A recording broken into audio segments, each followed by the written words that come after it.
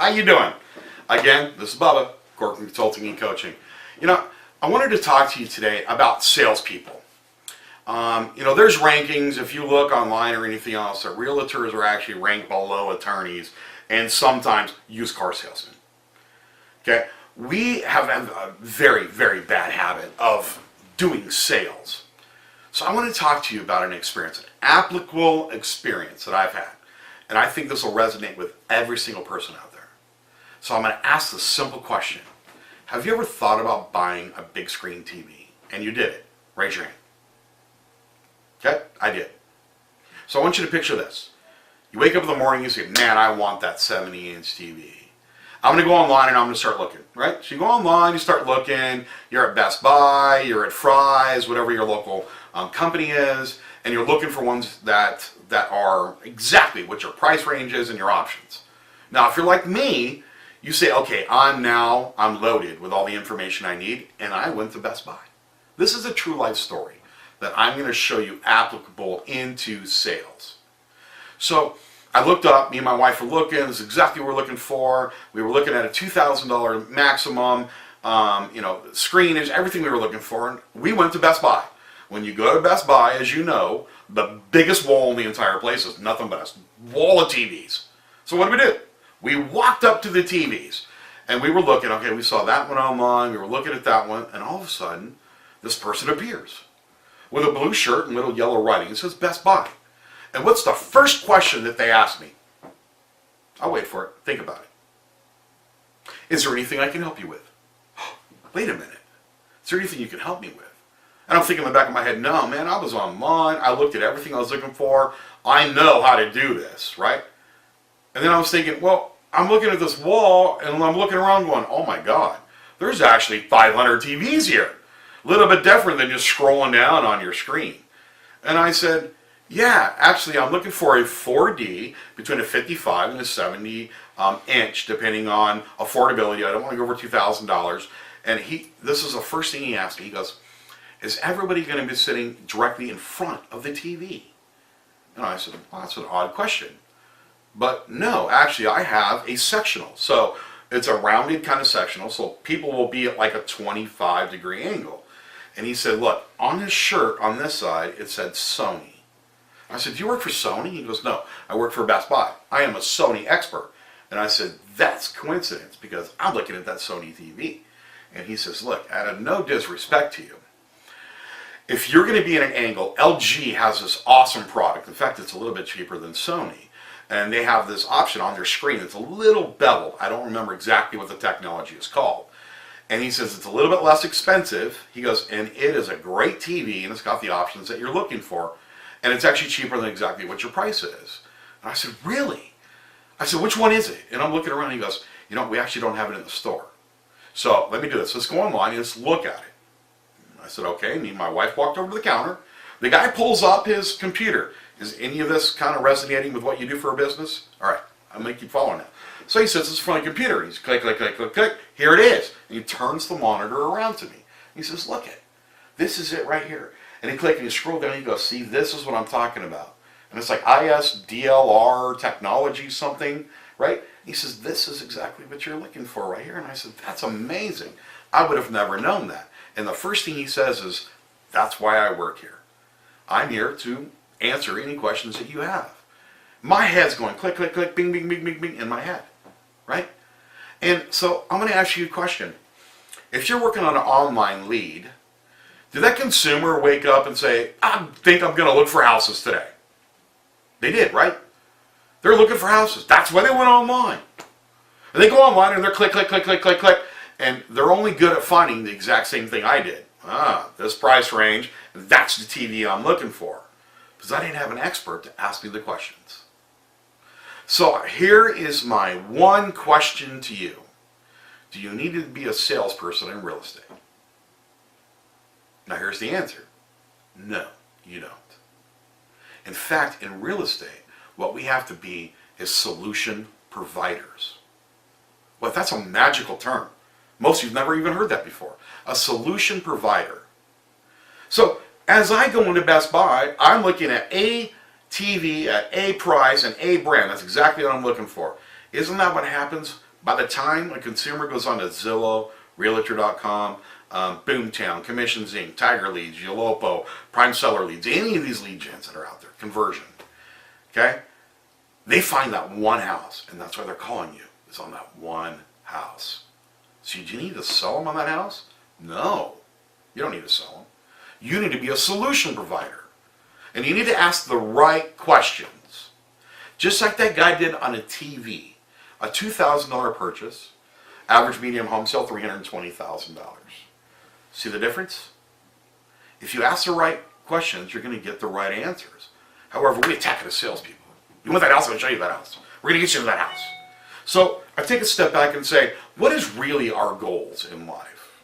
Well, when somebody calls my office and wants to see a home, I know they're interested in buying a home. Everybody agree with that? Yes, everybody wants to buy a home. However, there's this thing called fiduciary responsibility. That's a very interesting term. And why is that on all the agreements when we have a buyer sign it or a seller sign it? What does a fiduciary responsibility mean? Well, that means I'm going to protect you legally. But if you take that one step further, does that mean that I need to be here to balance the two decisions that happen in all real estate sales? An emotional and a business decision. So let's talk about the two of them. A business decision is just like me saying, I can pay $2,000 for that TV. I was pre-qualified for that TV. That was my budget.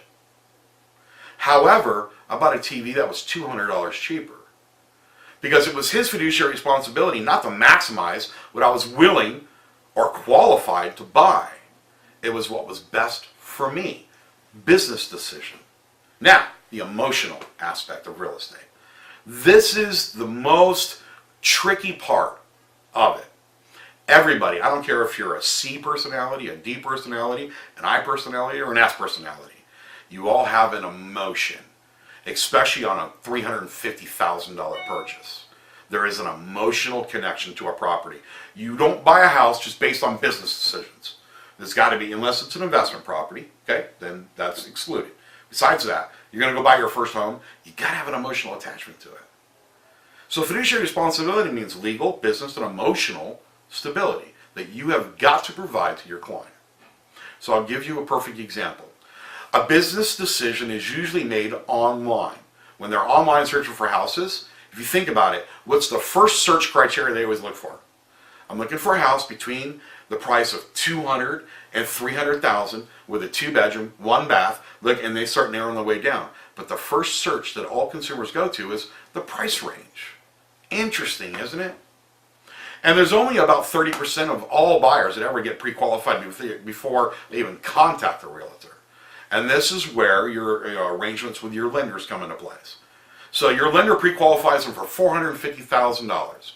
Is it right for you to go back to that person looking at $350,000 and saying, you're approved for $450,000. Let me show you what you get for that. That's not really a fiduciary responsibility, is it? Because we're not protecting the business decision. Instead, we need to get what their list of criteria they're looking for. Their comfortable price range. What's your comfortable amount you're looking at paying on a monthly basis? Get that number. Because it's not always the value of the house. It's the comfortable amount they're willing to pay. Because in some places, higher taxes, higher HOAs, Melrose, everything gets considered. So don't take yourself out of that educational, the solution provider mode. Think of the big picture. Okay? And so we talked about online leads. Now let's talk about IVR, or sign calls. A sign call is an emotional decision. You know why? Because if you're one of our coaching clients, we tell you, don't put the list price on the flyers. Why is that? One, you have to keep paying to have a flyer reprinted every single time you change the price. Okay? And one, we don't do list price reductions. We do market adjustments. You can use that term. So an emotional decision is made when somebody's driving down the street and they say, I love that house. The white picket fence, look at the roses, it's a 2-story, it's amazing. I love the neighborhood, it's at a cul-de-sac. I know this is in the school district. That's the emotional decision. Now, this is the hardest one to overcome. Because when somebody, especially if they're an I or S personality, they get attached to that house, it's very difficult to unattach them from the house. And that's why we have to come in with the business part of it. So you looked at that house, it's amazing. It's within your price range, $325,000. You wanted $400,000. So let me ask you a question. What's the biggest thing you like about that house? That's the first thing you ask. And what's the first thing you always say? I love the looks of it. This is where your fiduciary responsibility has to come back in. This is an emotional decision that you're making, Mrs. Smith. Now, we have to balance emotional with business decisions. I will put this as your favorite on your list. However, we need to look at other houses within this price range that has amenities and sometimes more amenities than exactly what you're looking for. I'm not going to maximize their price range. I'm going to look within it and give them other options. I don't walk into a car lot, walk in and say, I want that car. I look and say, oh, look it. There's that color, there's that color, there's that color, that's color. This is a 2015, that's a 2016. What's the difference? Same thing as a house.